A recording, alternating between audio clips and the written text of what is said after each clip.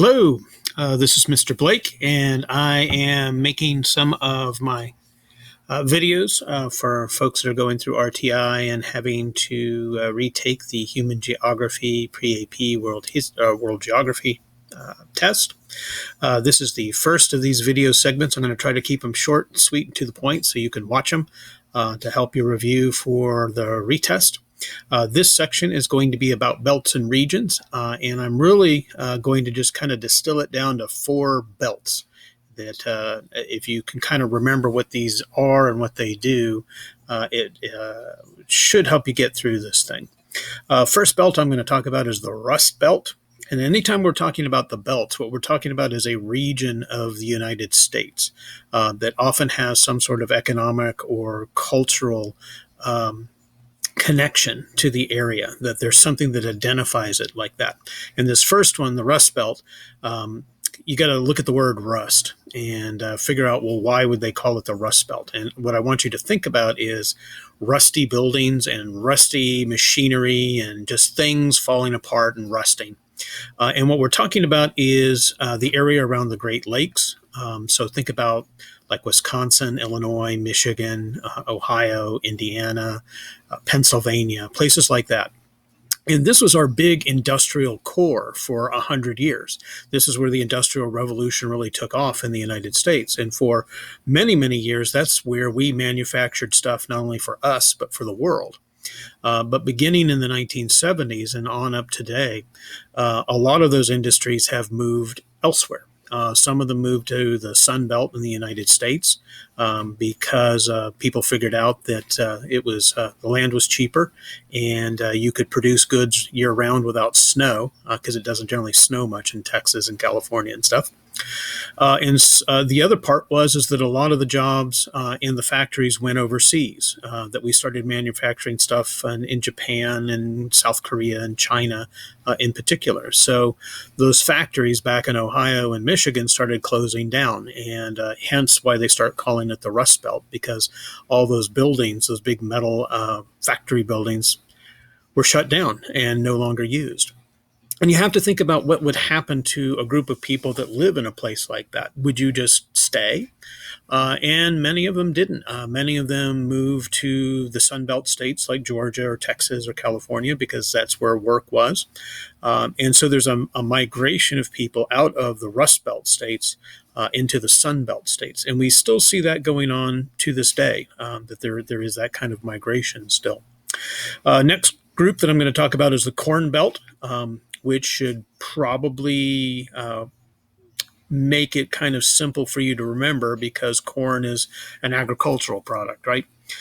And our biggest agricultural region in the United States is the Great Plains region. So think about the Dakotas and Minnesota, Nebraska, Kansas. All of these areas grow our grain foods. So that's where we get our wheat, our corn.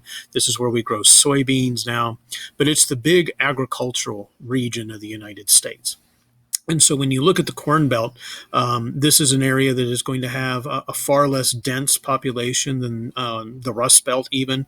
The Rust Belt still got all the big cities, but the Great Plains region never really had big, giant cities because most people were farmers. It tends to be small town.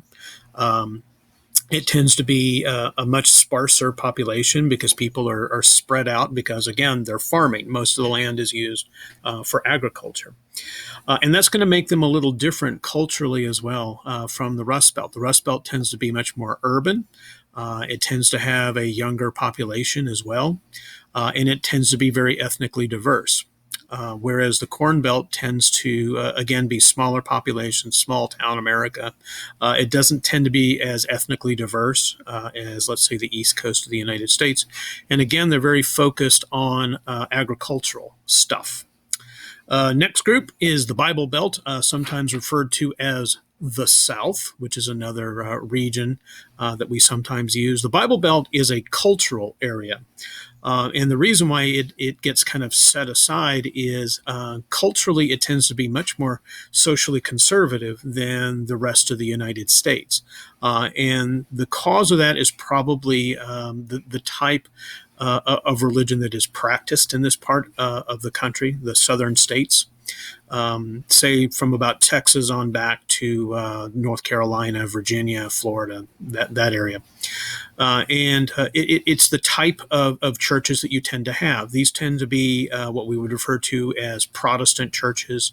And these often have a very direct connection socially to the individual who goes to those churches, to the people, then the groups that go to those churches, and to the church itself. That they're sort of interconnected. That the church plays a very, very important role in the social lives of people as well as their religious life. And these churches tend to be fairly socially conservative. They're not very fond of ideas like gay rights, or they take a stand on the abortion issue, immigration issues, and stuff like that. They tend to be very, very socially conservative, and because the church plays such a big role in people's lives, they will often vote accordingly. And so it's a very distinctive part of the United States. It's different than the rest. The last one I'm going to address is the Sun Belt. And the Sun Belt is that southern tier of states going from, so let's say, California on the West Coast all the way across to, let's say, North and South Carolina on the East Coast. So it would include places like Florida and Texas and Arizona and stuff like that.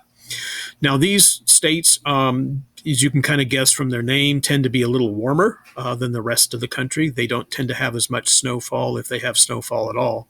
But for many years, people didn't want to live in places like Arizona or New Mexico or parts of California or Texas because it was hot and humid, and it was really uncomfortable to live there, and nobody wanted really to be there until the development of two things: air conditioning and the automobile.